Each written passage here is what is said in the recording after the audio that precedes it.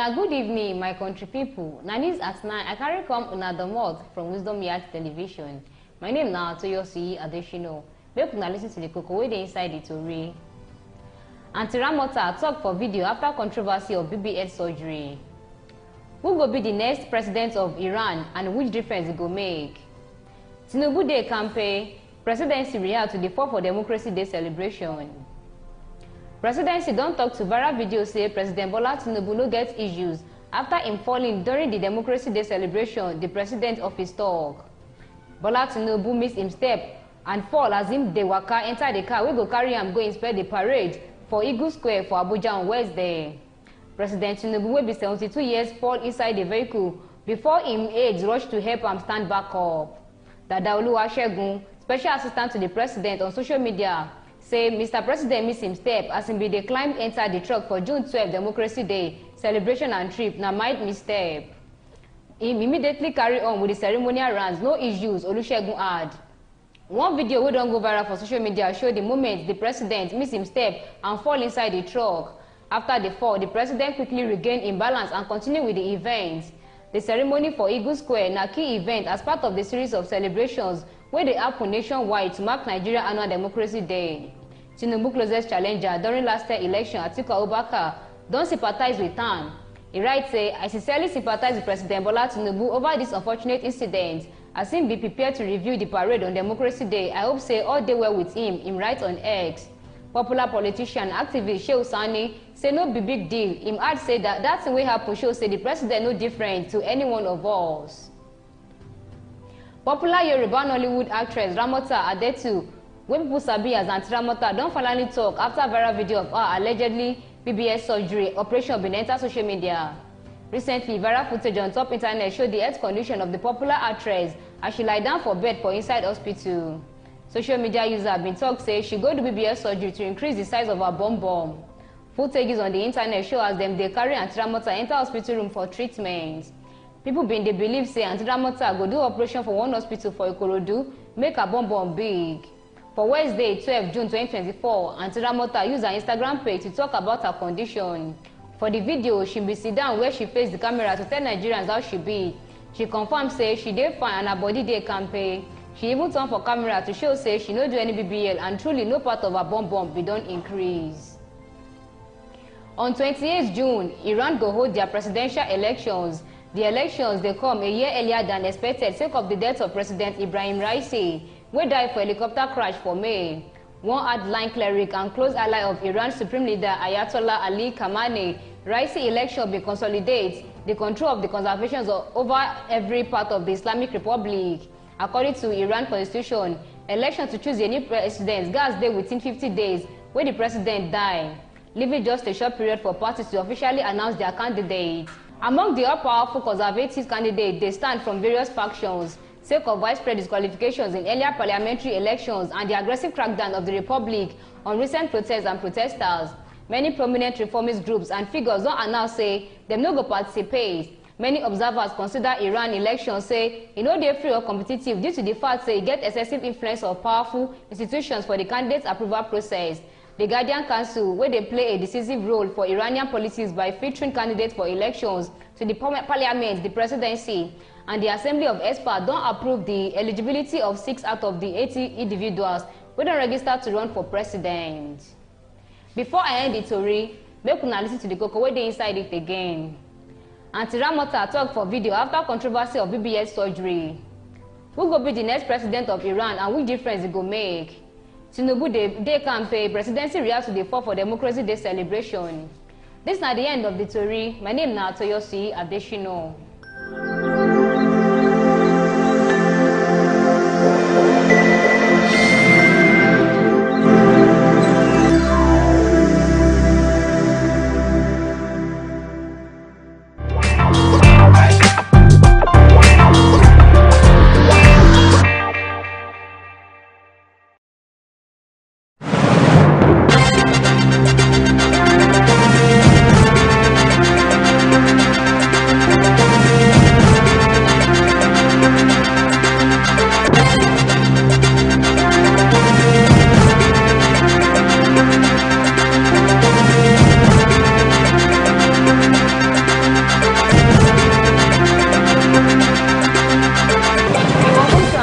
edition of News Review brought to you by Wisdom Yard Television. I am Odunayo Adelere, and with me in the studio I have... I'm Rochime Orelua, son of the prophetess, the man where is Mbuke.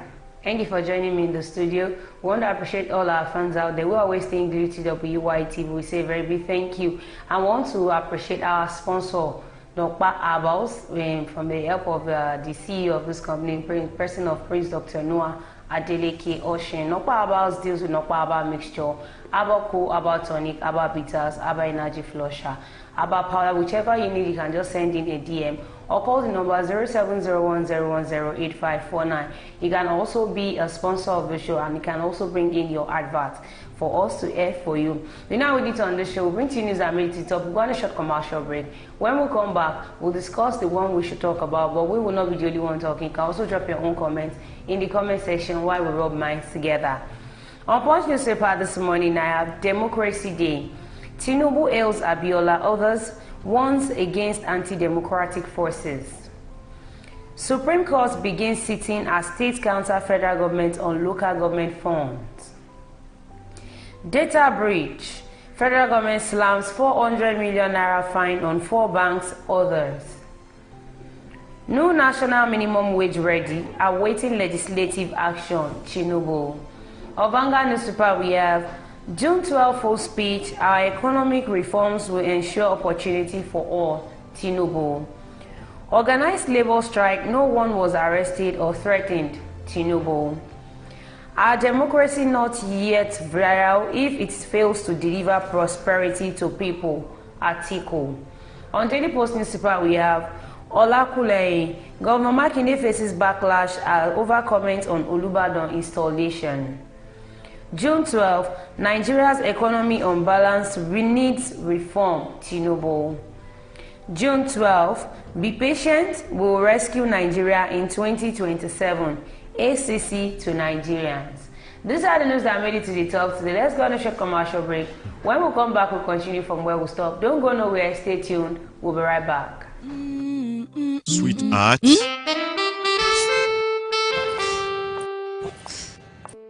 I can't afford to be late for this meeting. You gave me the same excuse every day. I always tell you the truth every...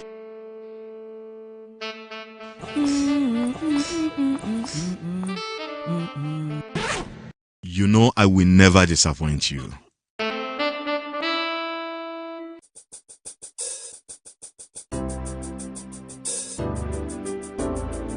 Everyone needs a hero like Nokpa. After Nokpa, It is always Napa. Nokpa for management of power.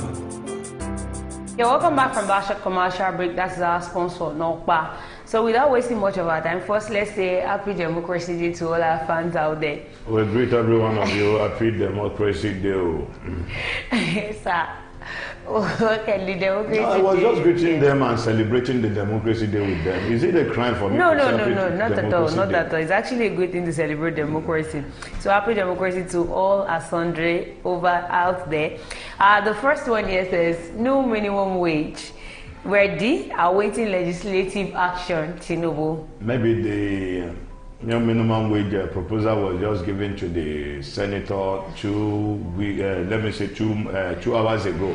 Because according to the newspaper that was out this morning, I think one of the newspaper, it's either Punch, but one of the newspapers said they were still waiting for the response of the president. When the Senate, I was like, okay, let me say the committee that was in charge of the discussion said it is not lying in the hand of the president. Now that the senator, the presidency are coming out to say, okay, they are waiting for the senator to decide on it. What else are still going to decide on? I see what is happening between the organized labor and the federal government as someone playing ball. Ball, okay. Pass it to me, I pass it to you. Pass it to you. Because I don't understand, last week Monday now, when they embarked on the strike, and the federal government appealed to them that they should let's sit together, let's talk. Now for the past 1 week now, over a week plus, we've not had anything. They have not reached Organized an agreement. labor said they were not going to embark on strike. They were supposed to go back on the strike yesterday, but because of the president of the Federal Republic of Nigeria is not saying anything, decided to wait to hear from Tinubu. Now, the president they are waiting for already spoke. He said the national minimum wage is ready, but we are waiting for actions from the legislative. Okay, senators, the president have put it onto you. The same way, excuse me, you are able to pass the bill for the CGN of Nigeria. CGN. Please, I would like to urge you speedily 60 million. to pass the same bill, sir, for the it is not only the new minimum wage for the CGN that was passed speedily. We had that for the national anthem. I think that was within 2 days. The CJN salaries within the twinkling of an eye. What I think that really went wrong. One is going on right now, which was, I think, they started on Monday. That is a proposal of 6 years in office. In office, that one is still. That it has gotten to the second reading. The second reading, but the new minimum wage has not gotten to any reading. Nigeria, my country. Senators, all eyes on you. Whatever you do, you know Akpabio, you are you are a rubber stamp Senate president. That one has been on. Why you came out some months back or some years back, let me say some months back, that you are going to abide by the rules and regulation of Nigeria. All eyes on you, because people are beginning to point an accusing finger on you, that it was like you were just being placed into that place as a figure-headed person, that whatever the president says to you is the final. So please, it's better you don't dent your image, because one day you will surely come down. What are you going to face when you come down within the midst of your people, except you leave this country there? President Bola Tinubu has revealed that the consensus has been reached on the long-debated new minimum wage between the federal government and organized labor. In his national broadcast to mark the 2024 Democracy Day in Abuja on Wednesday, Tinubu revealed that an executive bill will soon be sent to the National Assembly to formalize the new minimum wage agreement. He stated, "In this spirit, we have negotiated in good faith and with open arms with organized labor on the new national minimum wage. We shall soon send an executive bill to the National Assembly to enshrine what has been agreed upon as part of our law for the next 5 years, unless." He emphasized that his administration chose a democratic approach over dictatorship in addressing the demand of labor unions. In the face of labor's call for a national strike, we did not seek to oppress or crack down on the workers as a dictatorial government would have done. We chose the path of cooperation over conflict. No one was arrested or threatened, and that is in the second news. So he's coming out to say both the organized labor and the federal government already agreed. And Labour still came out yesterday and said 62,000 naira we are not collecting, 100,000 naira we don't want. So they don't want anything less than 250,000 naira. If it is 350,000 naira, they will still accept it with good faith. But anything less than 250,000 naira, I will hope to see what the president actually approved as the new minimum wage. Because he came out and says to say, not minimum wage, living wage. Yes, that's what the president. You know, somebody stood up in the, I think it was in the Senate or House of Representatives, and said, if I was to look at it very well, in Nigeria, even the 62,000 naira is nothing. They will pay house rent. One of the not everybody has the power to build house in Nigeria. They will pay for feeding every day and every day. If they are to say, okay, we don't want to touch the money for house allowances, let's just use it for feeding 1,000 naira a day. A day. How many? It is not even enough. Of how many people? A family of 6 or 7? Then let us go to family of, let us a family of 3. It is not even enough, because feeding with 1,000 naira is as good as feeding with 200 naira. I don't know why Nigerian government are so wicked. I'm not sorry for saying that. I don't know, because I believe the yearning of the people must be your yearning. And when you look at what is going on in Nigeria today, most of the blame lies in the hands of the citizen. Because this same set of people, when they come out to come and canvass you, that they needed your hand in vote, before you get to know, you see the citizen demanding, okay, what do you have for us? Well, where's the money? We are going to go to the grassroots. Okay, now, for the president, I remember vividly when there was a fire disaster in the northern part of the country. We have in the southern part of the country, which happens in Bodija market in Ibadan. The president had to go ahead to go and give 50 million naira, donated 50 million naira to them, almost twice. which you neglected your people here, believing that, okay, you settled down enough to be able for you to get into that office. We'll come back to that. Let's go on a short commercial break. When we come back, we continue from where we stop. When life breaks into the beautiful splendor of nature, and the kids can't just resist the temptation to explore to its zenith with the full assurance that the perfect backup is on the way for a perfect refilling. Nokpa, we always come to the rescue anytime, anywhere, any day, anyway, anyhow, round the clock. Your family just can't get a better companion aside Nokpa. Nokpa Herbal Mixture, your family's best bet. With Nokpa, healthy living is guaranteed for me and my family. Nokpa for management of power. Yeah, welcome back from that short commercial break. Before we went on that short commercial break, you were talking about donating money to those that were victims of fire. So when the president gets there, do you think he's not going to get his money back? He will, obviously. Nobody's doing anything for free. And again, during the announcement of June 12, that's Democracy Day, Tinubu also said something. He said no one was arrested or threatened during the organized labor strike.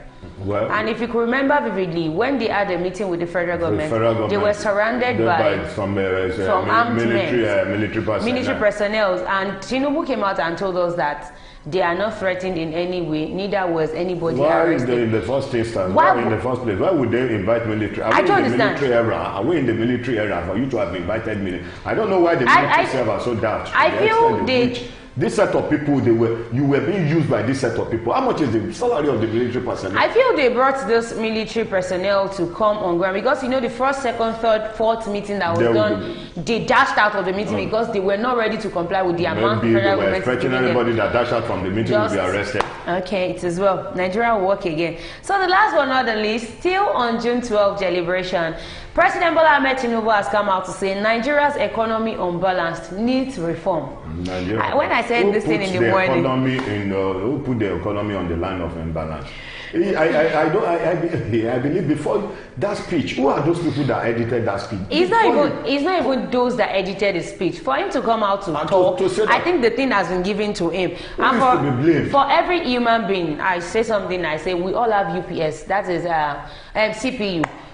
Central processing unit. Before you could come out to say something, you need to digest it yourself. If I say this thing, how would it feel in the body of the people? Number one, you are in APC. Muhammadu Buhari was in APC. You are the one that can. You took baiting from him. You said Muhammadu Buhari is the best man that can put the Nigerian, that can put the economy in shape, that can put Nigeria, that can drive the economy of Nigeria forward. Muhammadu Buhari came in, which is also your party. You came in also. You said Nigeria. Are you still coming out to blame the past administrative? The past administrators, though we can blame them, but little, their blame is just little out of what is actually happening. How many years now? Almost 9 years ago now. Are you telling us that you need to checkmate the way you people spend recklessly? Somebody brought out. You need to checkmate. The economy was imbalanced. Do you know how much you donated, how much you voted for to go and buy something for the senators? Somebody brought out a chart about all the pet drinks that would take from Yaradua to Goodluck Jonathan to Buhari down to Tinubu. When it got to Tinubu, as at when Buhari was there, it was being sold for 150. 150, yes. But now it is sold for 400 naira, 500 naira. So somebody, I think this is one of the, should I say, the worst economy that we've actually faced in Nigeria. President Bola Tinubu has said that Nigeria's economy has been unstable and urgently requires reform that have been delayed for decades. Tinubu stated this during a live broadcast on Wednesday to mark the nation's 25th anniversary of uninterrupted democracy. The president acknowledged the economic challenges facing the nation, saying his administration is working tirelessly to fix the economy. I understand the economic difficulties we have faced as a nation. Our economy has been in desperate need of reform for decades. It has been unbalanced because it was built on flawed foundation of over-reliance on revenues from the exploitation of oil. Now, even the fold that we're talking about, Dangote said, come next month, from 10th to 15th of July, they will start loading the vehicle, and the third week in July they will start selling. So I now want to see how much petrol will be sold in Nigeria, because even the cement that we make in Nigeria is sold at a higher price than those that. So I want to see. I would wait patiently for July to come before we can actually talk about the food that Dangote wants to release into the Nigeria. So you know, it's been long that they said they were going to release the food, but till date we've not heard anything. So before we talk about it, let's wait till July, third week in July, and see if they can actually fulfill what they are promising. All right, we've come to the end of the show today. Do not forget to follow us on all our social media platforms, on our Facebook, on our YouTube, on our X account, on our TikTok, on our Instagram. You can also join the WhatsApp community. Until we come again on your screen, I remember my own self, Odunayo Adelere. Thank you, Ambassador Ilu Arotimi, for joining. Our sponsor, Nokpa, we say a very big thank you to you. Be good and be fine. Happy Democracy Day. Bye for now.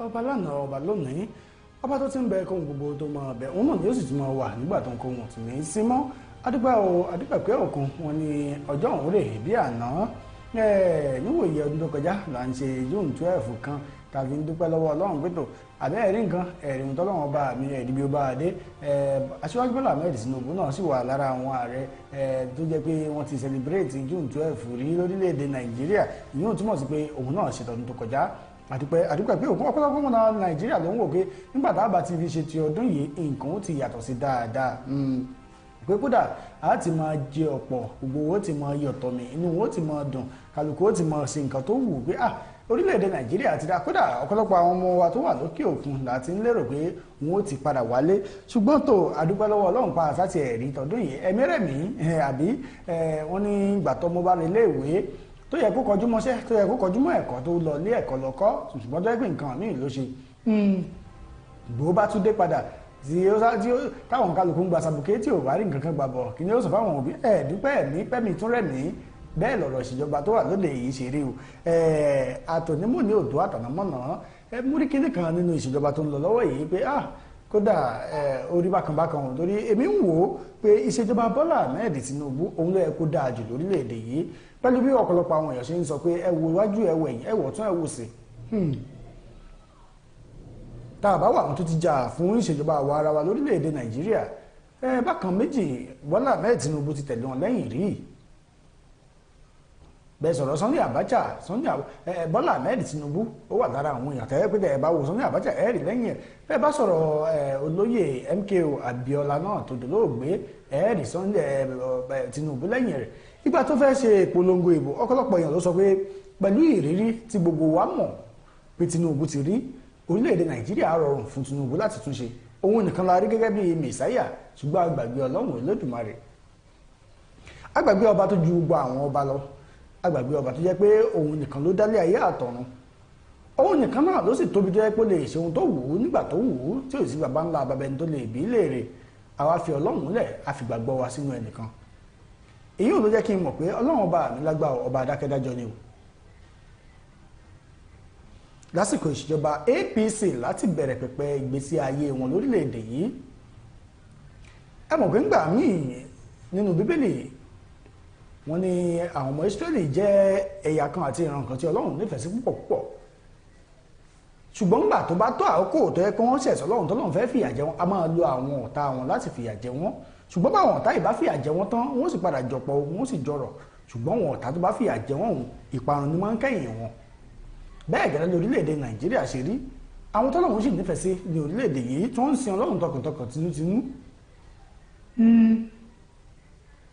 èmi nígbàgbọ́ kí wọ́n pọ̀ dáadáa ṣùgbọ́n ẹni tó bá wò tó gbèrò tó gbòmìjẹ́ lójú àwọn ọmọ Nàìjíríà tó fìyà jẹ àwọn ọmọ Nàìjíríà tí ìṣèjọba rẹ̀ ní orílẹ̀-èdè Nàìjíríà lára ìnira tí ó gbẹ̀yìn irú onítọ̀hún yóò mọ̀ sàn kó ń tọ̀hún mọ̀ wálé ayé o torí tí ò bá wálé ayé yóò sàn ju pé kó wálé ayé kó wá máa kojú àdúrò nira tí ó gbẹ̀yìn rẹ̀ lọ.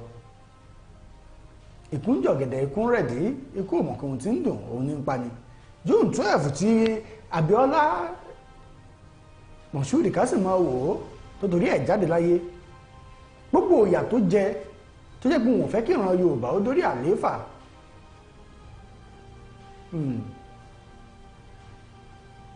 wọ́n ní bẹ́ẹ̀ dẹ́ ó bá gbà àwọn ẹ̀bà ní ọmọ ṣojú àánú bó bá jẹun yó tán a máa ṣe kọ́ńdúkọ́ńdú sólówó rẹ̀ àbí ìgbà Tinubu fẹ́ ẹgbẹ́ kìíní fún wa ẹjẹ́ àgbà àwa la ní àwa la ṣe gbá àwa ló kàn èmi ló kàn ìgbà sàwọn kòkò bàbá ṣe bàbá àsásùn Tinubu débẹ̀ tán ẹ̀yìn náà rí ibi tí Tinubu jẹ tó yí wá sí oyè ọwọ́ wa kòtò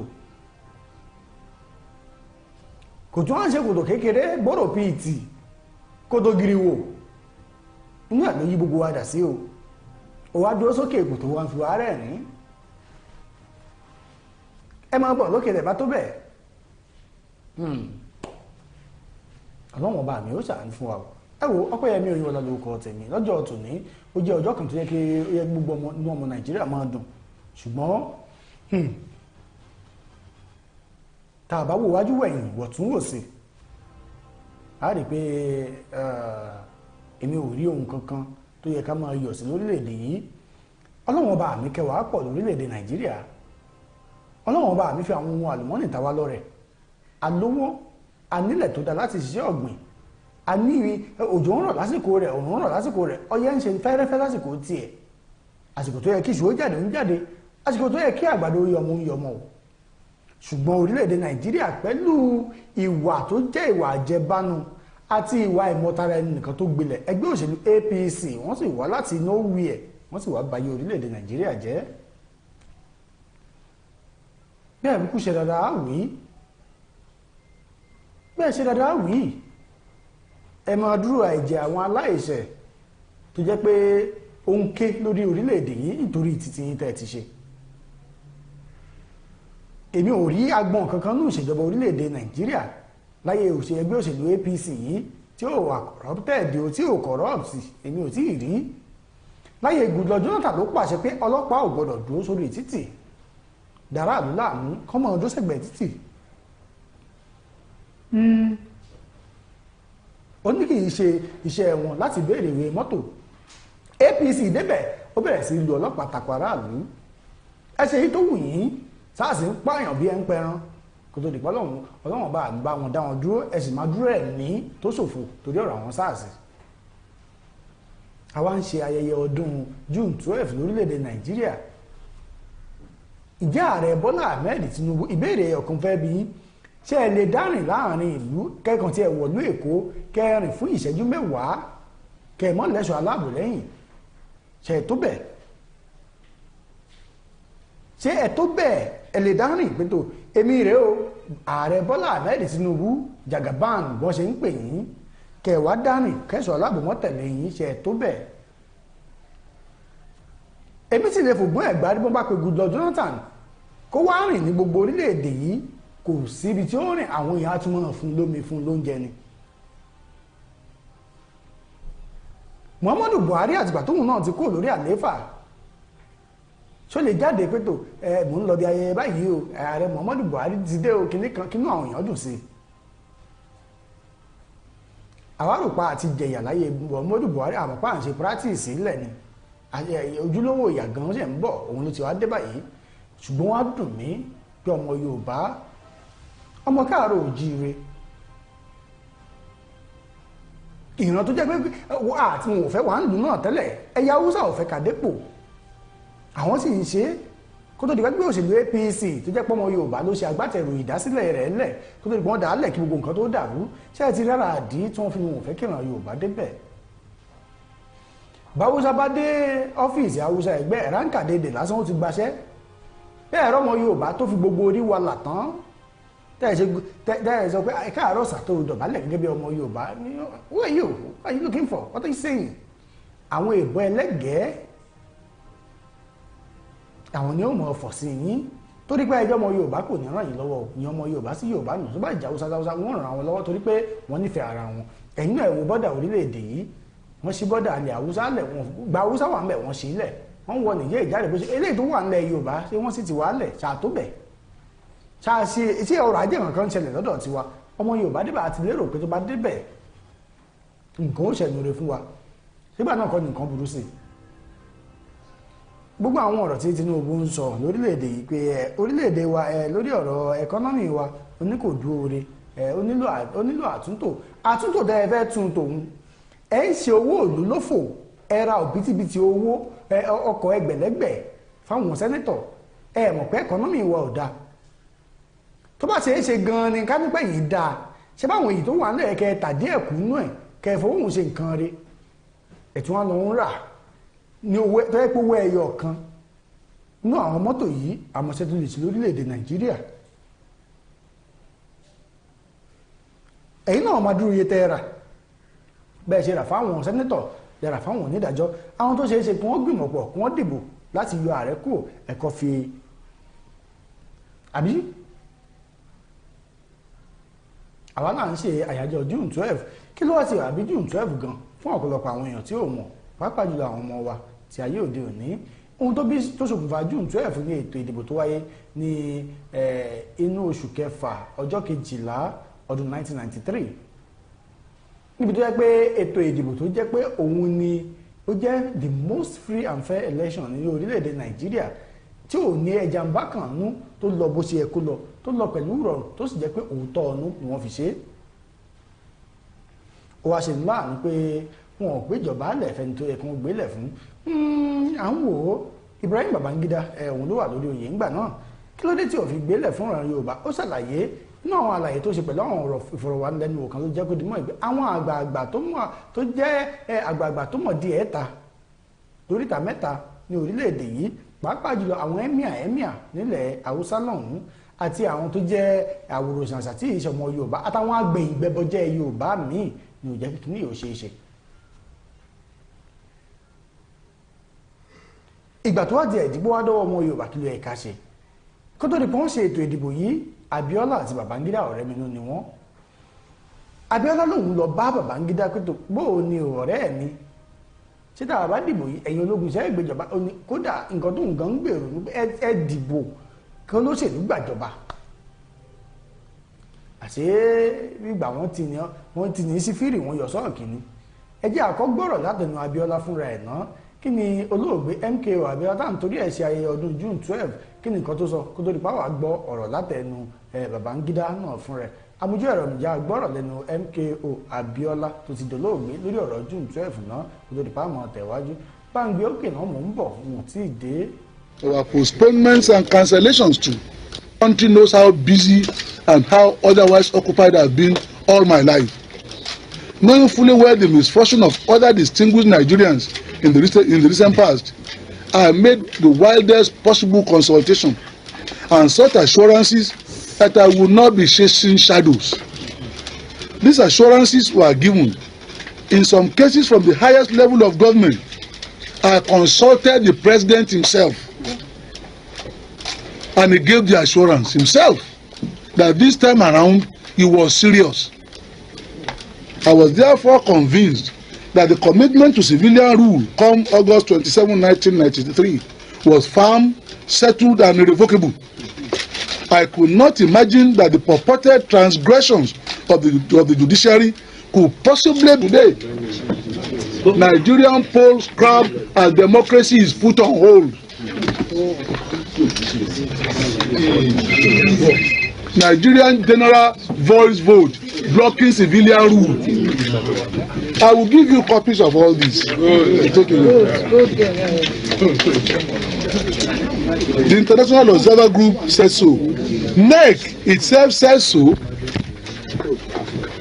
They know it and they said it. In his affidavit to the Court of Appeal in Kaduna, NEC said the results were already unknown. I won.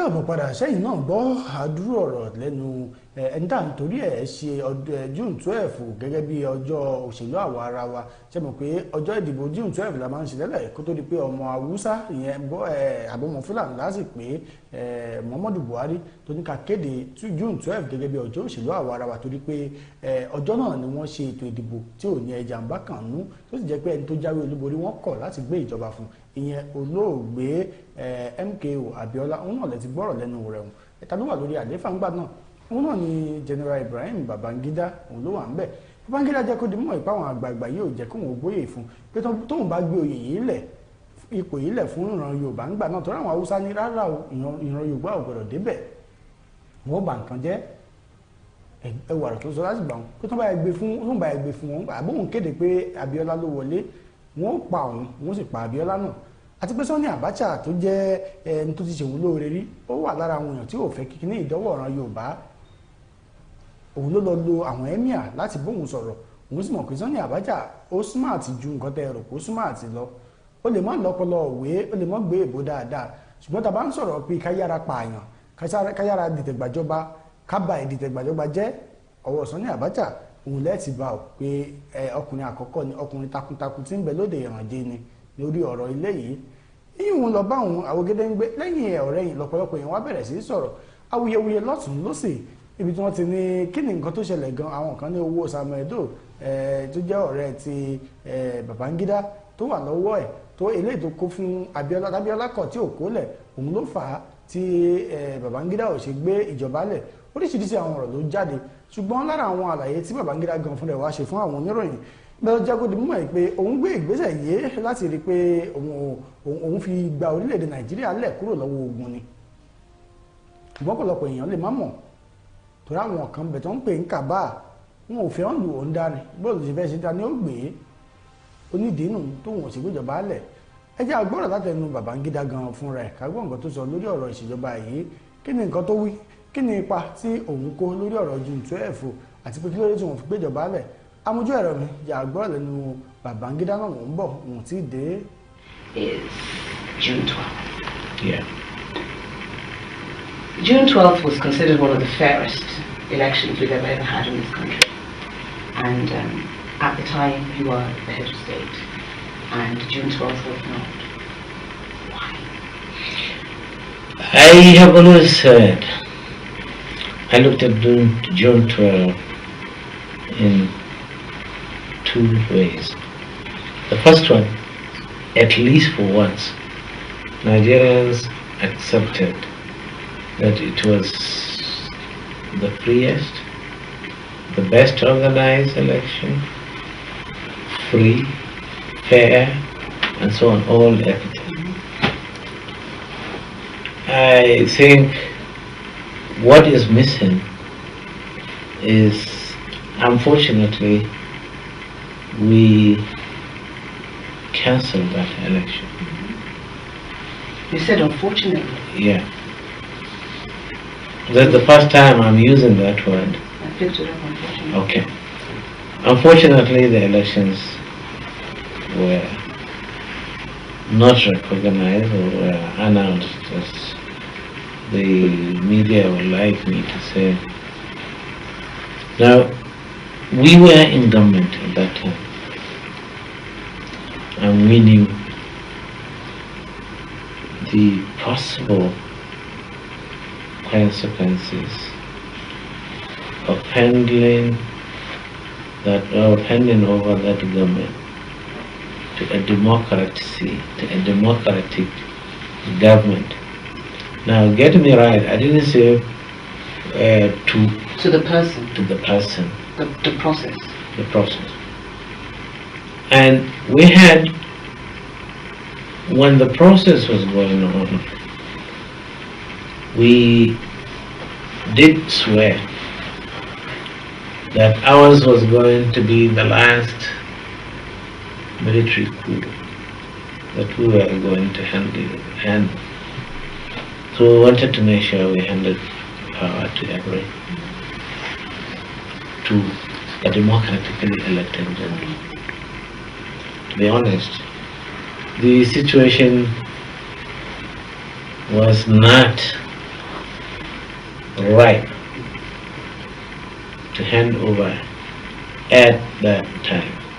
Forget about the wrong things that the political parties have. No, that is not the issue. What was the issue? The issue was the security of the nation. And we considered that we would have failed after handing over power.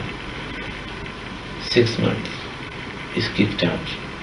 What was the security threat? Security threat is that at that time there was all this fear.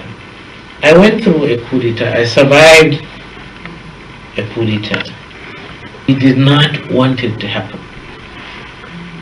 So there was likely to be another coup. Right. And it would have been a bit bloody. But then not many people want to believe what we said. But we knew what was. Could I ask who the plotters were? Do you know who they were? The plotters were the usual coup plotters. You know, they could have allowed me to go away, and then regroup and stage a coup. When you say the usual, the usual, I don't know. The usual coup plotters. Oh, okay. They are the military now. This thing happens. There is always a man who will come out and complain to say this is wrong. We can't have it. And such a man will always try to convince you, to convince everybody who is here that this is wrong. This is how you build it. So that was it? So they just let him go through the process and then... Just let's buy time. We, again, I am aware I'm going to be in trouble with the outside one. We knew in 83,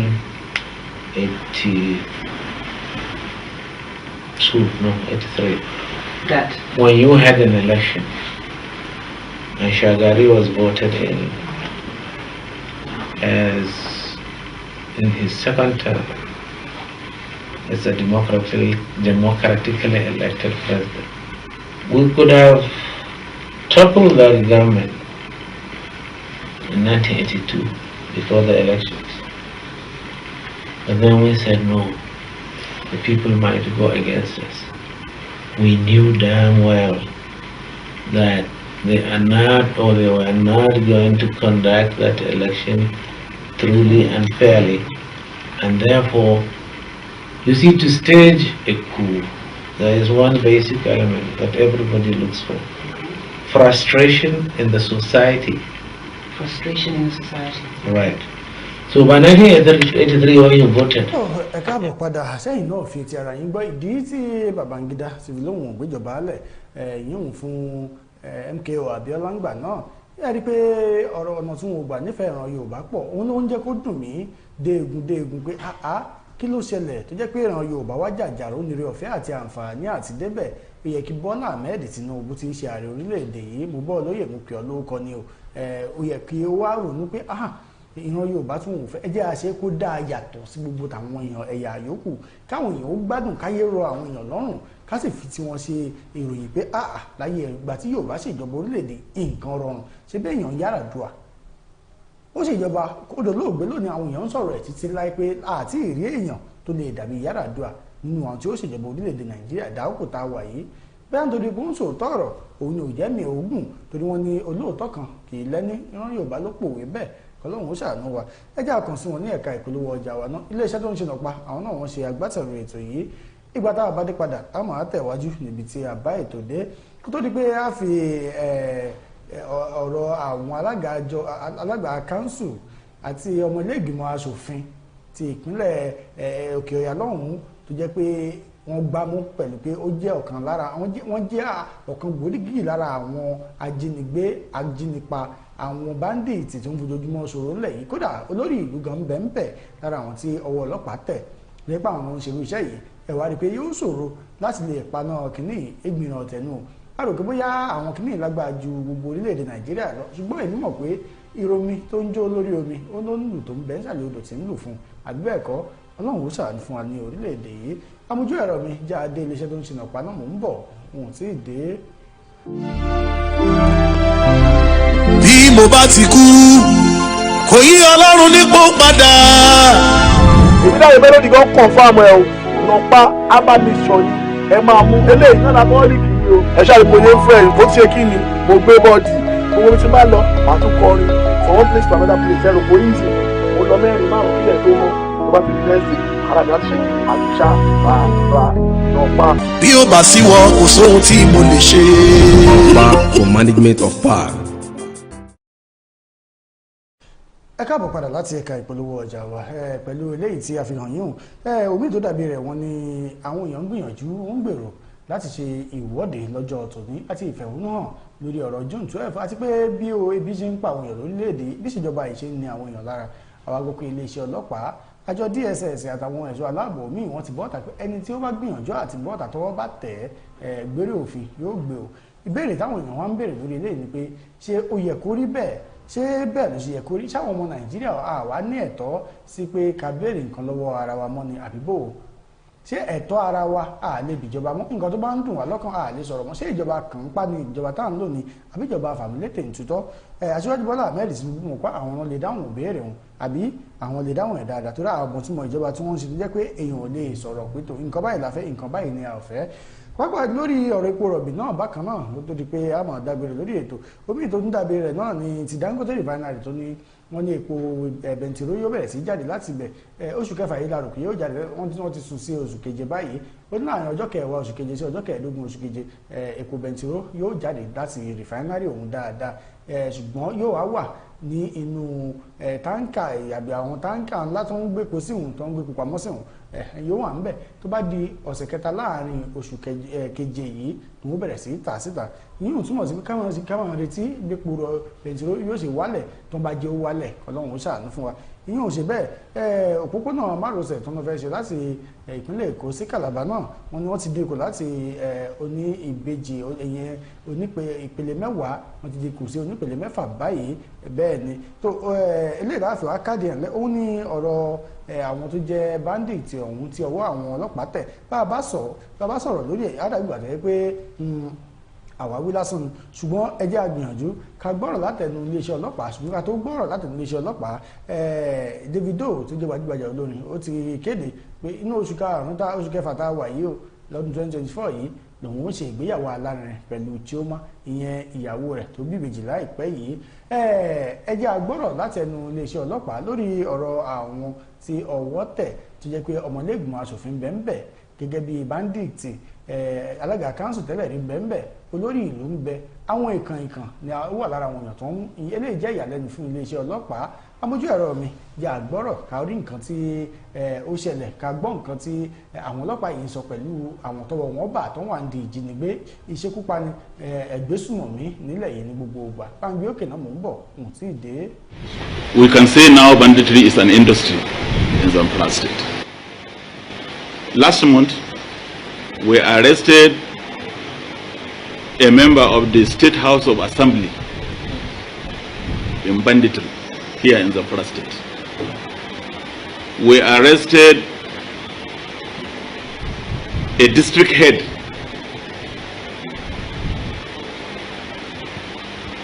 we also as well arrested a former local government chairman. So you can see that involvement of this class of people in banditry is more making the situation to become more and more complex. So in essence I can say that all caliber of people now are involved. All manner of people are involved in this banditry. More alarming and more disturbing is the involvement of a district head in supplying drugs to the bandits. So in that respect, your presence here today. Ṣẹ́yìn náà ti fi ti ara yín gbọ́ báwọn yóò ṣòro láti jẹ́ kí gbogbo kìíní kó wálẹ̀ lórílẹ̀‐èdè yìí àwọn awí títí tí ayanyanyan àsọyé pẹ̀tọ̀ ètò ààbò orílẹ̀‐èdè yìí mẹ́hẹ̀ lábẹ́ ìṣèjọba yìí kan náà ní o àbí Ọlọ́run ó ṣàánú fún wa lórí ètò yín ètò wa ọ̀rọ̀ tó ń lọ ibi tá a gé ìpele tí mo fún tọ́jọ́ tò nínú ìkànnì amóhùnmáwòrán Wisdom Yard náà làwọn ìta ti gbé ń dábí ẹ̀dùn rọ̀ bí òwe tó bá tún di ní ọ̀la á pàdé lórí àkọ́tún ètò yìí ẹ wò ó wọ́n ní òjòjò ń ṣògùn ara ògùn òle orílẹ̀-èdè Nàìjíríà bó ṣe rí yìí ṣé Nàìjíríà wà nínú ìlera ni àbójòjò ń ṣe Nàìjíríà àtẹ̀mí àtẹ̀yìn àmọ̀kọ́lọ́hún ó kó wa yọ nínú ilé ìta abára wa yìí àwọn tó sì wà ń bẹ̀ náà kọ́lọ́hún bá yí wọn lọ́kàn padà kó fọwọ́ tọ́ wọn lọ́kàn kó wọ́n rí tara àdúrò kó mọ́ rí tara wọn nìkan rò gẹ́gẹ́ bí wọ́n ṣe fi wá sínú ìyà inú làálàá inú làásìgbò àti inú hílàhílò Ọlọ́run ó ṣàánú èmi àtẹ̀yìn o tó bá di lọ́la á pàdé lórí àkọ́tún ètò yìí Ọpẹ́yẹmí Oyinwọlá náà ló ń dágbére lórí ètò pé káfíńrí pàdé tó bá di ọ̀la ire o ire lójú owó rí ó dàbọ̀.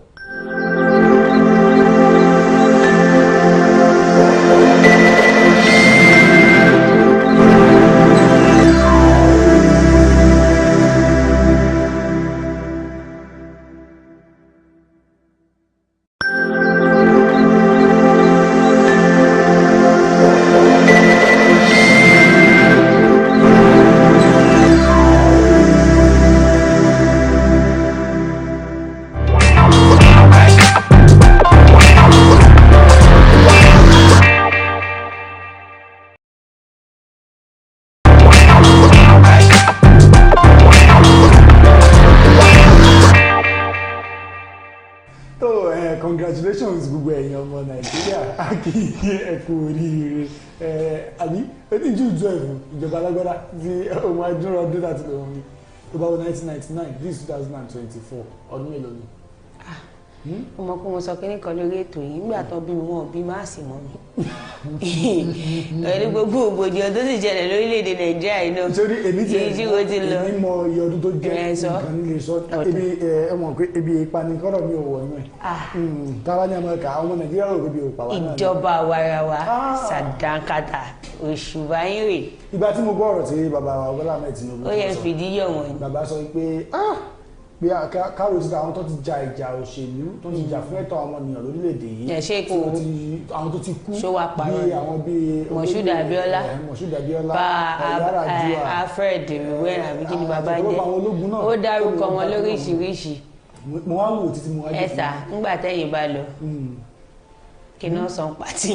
mo ti ẹ̀ wá rò pé ẹ̀yin rántí àwọn tó ti jà ẹ̀yìn ni kí ni wọ́n rántí pàtì wọn. mo tún wá wo nǹkan kan lálẹ́ àná bàbá yìí sọ̀rọ̀ ibi tó ti ń ṣe campaign wọ́n ní ó dáa kò dáa the power is not meant for the northerners alone àbí. káwa náà tọ́ wò ni. pé agbára àwọn kì í ṣe fún àwọn ará òkè ọ̀yà ẹ jẹ́ àgbà fúnra wa ṣé àwọn tá a gbà sáà kábàámọ̀ kó àgbà báyìí. èyí lẹ́ẹ̀ máa ń ní òṣèlú bẹ́ẹ̀ bẹ̀rẹ̀ ká filẹ̀ kẹ́sí di ọmọ ìlú. ṣé ìyá Bọ́lá bá ń bẹ̀rẹ̀. ebi òwe Yorùbá yín náà ni sọrí òwe Yorùbá wa náà ló sọ pé ọmọ ẹni òṣèlú bẹ́ẹ̀ bẹ̀rẹ̀ ká mú ẹ̀kẹ́ ká fi di ọmọ ẹlòmíràn. Ọbásanjọ́ bọ̀ wẹ̀ oúnjẹ ní ó ní ìbílẹ̀ kìí sí di ọmọ ẹlòmíràn tí ó bá ti da fún yín ẹlẹ́bìlẹ̀ kìí sí di ọmọ ẹlòmíràn. wọ́n ní ohun tí àgbà rí lórí ìjókòó bọ́mọdé bá gungi ìrókò ogun kó lo gíláàsì oní double lens eléfò ogun orí. ètò tòní gan tábàyàn máa ro àwọn nǹkan tí orílẹ̀-èdè ti rí sẹ́yìn ó tó bẹ̀ ojú bẹ́ẹ̀ lọ torí pé mo wo àwọn nǹkan kan mo wo àwọn ṣàkóso kan pé ọ̀dà tó bá wà níbi iṣẹ́ tàbí o bá lọ nínú kéèyàn lọ́tà àti kéèyàn lọ́rẹ̀ èwo ló dájú. ọ̀dà kì í lọ́tà. torí pé tó o bá lọ́tà tó bá dìde táṣọ ẹ̀ bá fàyà yé rí ẹ̀rí nǹkan. aṣọ ẹ̀ ló ti fàyà lẹ́yìn o ti mọ̀ pé aṣọ ẹ̀ fàyà ó sáré lọ sí i. ṣùgbọ́n rẹ̀ you look good you look beautiful. lọ́rẹ́ máa ti rẹ́rìn ni. ká ní èròpó fáìlì ojú ara rẹ̀ yóò mọ̀ ọ́rọ̀ sọ́kàn mi o. ọlọ́run ṣàánú wa. ẹ káàbọ̀ sórí àkọ́tún ètò yín ètò àtúpalẹ̀ àwọn òwe ìròyìn ìkànnì amóhùnmáwòrán Wisdom Yard náà lọ́wọ́ ìka ti gbé ń dábẹ́ ẹ̀dùn rọ̀ bí òwe gbòòrò jẹ́ ọjọ́ ṣe rí amọ̀pá atẹ́gùn tó ń fẹ́ wá lónìí atẹ́gùn ayọ̀ atẹ́gùn àlàáfíà atẹ́gùn ìlọsíwájú ni ọ̀pọ̀lọpọ̀ àwọn tó jẹ́ èèkàn àti àwọn alẹ́nulọ́rọ̀ ní orílẹ̀-èdè yìí tí wọ́n ti jà fún ìdàgbàsókè àti òmìnira orílẹ̀-èdè wa Nàìjíríà láti jẹ́ káwọn ẹni tó jẹ́ ọmọ orílẹ̀-èdè kún gbádùn ara wọn pé kà sí nǹkan ọ̀pọ̀lọpọ̀ wọn ni wọ́n ti ṣe bẹ́ẹ̀ wọ́n ti sílẹ̀ wọ̀ wọ́n ti filẹ̀ ṣe aṣọ bora ṣùgbọ́n tó bá bojú wẹ̀yìn tó ń wo bí orílẹ̀-èdè Nàìjíríà ṣe rí ẹ̀yin tẹ́ wà nípò agbára lónìí irú ọ̀rọ̀ wo irú ipò ọkàn wo lẹ́rù kún wá ṣé wọ́n ṣe pè fún yín ní àbí wọ́n ṣàdúrà fún yín àwọn kan wà lẹ́gbẹ̀ẹ́ tó bá ti ẹ̀kú ilẹ̀ gan ó tún rí jẹ́ tiwọn torí lè ò ní gbà wọn ẹ̀yin tẹ́ wojú ọ̀run yẹn mo wo kíní ìgbà tá a fi kéré máa wo kíní kan tó ayọ̀ mo wò pé àti ṣé kò yẹ kọ́lọ́hún da ikú náà ọlọ́run tó ẹgbùn ló fẹ́ ká máa gbé sọ̀rọ̀ kó fi kú sọ̀rọ̀ wọn ajẹ́ ta bá ń gbé ìgbẹ́ tí ò bá sí kú. ìwọ dánmọ̀ pé o ti rí so inú mi dùn pé ìwọ ló rò ìwọ náà ló sì wá rí ìdáhùn fúnra rẹ̀ náà mo sọ. àwọn tí bọ̀dá Tinubu jẹ́ oyè mi báyìí wọ́n jẹ́ kó yé mi báyìí pé àwọn kan wà tí òun rán ló bá fẹ́ kú kó kú tí ì bá aṣọ pẹ́lọpẹ́ ikú àwọn ilé ìdájú kọ́lọ́hún ṣàánú fún wa. ẹ wo Ọpẹ́yẹmí oyin wọn lórúkọ tèmi àti ẹnì kejì sáàjọ fún kìnìún wà lówùúrọ̀ tòní. ọjọ́ Adélérè lórúkọ ti tèmi. tó bóòdù látọ̀dọ̀ tẹ̀ ń bẹ̀rù. àrùwá bíbà wọn ní June 12 ọjọ́ tí ọ̀pọ̀ ẹ̀yà èdè àti ẹlẹ́sìnjẹsìn ní Nàìjíríà papọ̀ di ọ̀kan ṣoṣo. àdúpẹ́ níbí báyìí eléyìí nìkan rí ìròyìn tó dáa púpọ̀ ni àwọn méjì kan ti rí ẹ̀wọ̀n yìí nítorí pé good news èèyàn lè rí owó yìí. Yorùbá bọ̀ ọ̀rọ̀ Yorùbá náà mo fẹ́ mi bẹ̀ wọ́n ní wọ́n bá tiẹ̀ ń pèèyàn lóní fúnra dáadáa gbà mí ì máa ń pà fún ẹ̀ mọ́ ẹni ó yá fún mi good news. tí ò bá ní fún wa lórí pé wọ́n jí epo dísù gbé. wọ́n ní wọ̀nyí ní kókó ọ̀rọ̀ tí ààrẹ Bọ́lá Ahmed Tinubu bá ọmọ Nàìjíríà sọ ní àyájọ́ ìjọba àwa ara wa. ìròyìn ayọ̀ ní ìdúró wọ́n ní security man olú ẹnìkan pa ní ìṣẹ̀kan. wọ́n ní àrùn onígbá méjì tí a mọ̀ sí kọ́lẹ́rà ti bẹ́ sílẹ̀ ní ìlú Èkó. wọ́n ní àwọn 5 ti di olóògbé 60 wà ní ilé ìwòsàn tí wọ́n ń gba ìtọ́jú lọ́wọ́. ṣé wàá rògbé mi ò ní ìròyìn ayọ̀ lọ́wọ́ ni. ọpẹ́ o give me assurance wọ́n ti mú ọjọ́ tí wọ́n ṣe ìgbéyàwó lódìdí ìròyìn ayọ̀. wọ́n ní ẹ̀mí èèyàn kò níyì mọ́ níbi tọ́rọ̀ ìbálòpọ̀ àti ìpànìyàn ti di ìgbafẹ́ báyìí. ojú ọ̀nà òpópónà márosẹ̀ Calabar sí ìlú Èkó wọ́n níjọba àpapọ̀ ti dín ikú kúrò ní léènì 10 sí 6. ok agbá àwọn ọ̀kà mọ́. lẹ́yìn tí mo fi káàdì ńlẹ̀ wọ́n ní wo àwọn nǹkan tó yẹ kó mọ̀ nípa Salus Chilima igbákejì ààrẹ Malawi tó jáde láyé lẹ́ni ọdún 51. omi yìí tó dàbí rẹ̀ tí ni ó fi gbẹ̀yìn ń gbé iléeṣẹ́ ìfọpo Dangote wọ́n ti sọ̀gbà tí epo yóò kọ́kọ́ bọ́ọ̀tà fún títà fún ọmọ Nàìjíríà láti bẹ̀rẹ̀ sí í lò wọ́n. ọdún àjò ṣe é ṣe. gbogbo àwọn ilé ìdíkọ̀kan ìjèjì òun náà ni a bẹ̀rẹ̀ sí mu wá ní orí ètò yìí iléeṣẹ́ tó jagbátẹ̀rù ètò yìí náà ní iléeṣẹ́ tó ṣe nàpá bákan náà àdúpẹ́ lọ́wọ́ ọdún àgbà ìkànnì yìí. ọmọọba dókítà náà Adélékè Ọ̀ṣun tí ọ̀pọ̀lọpọ̀ èèyàn mọ̀ sí àjẹ̀dá kúrò àgbà àdúpẹ́ pẹ́ òkun lágbára Ọlọ́run iwájú lọ́pẹ́ ibi tẹ̀rẹ́sì iwájú náà ni ẹ máa lọ amójú ẹ̀rọ ajá dé òkè lọ́run náà já ohun tí à ń tà bàgbé òkè. Sweetheart.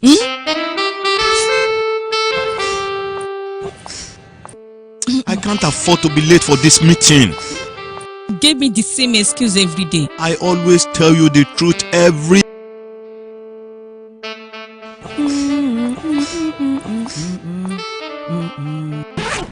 You know I will never disappoint you.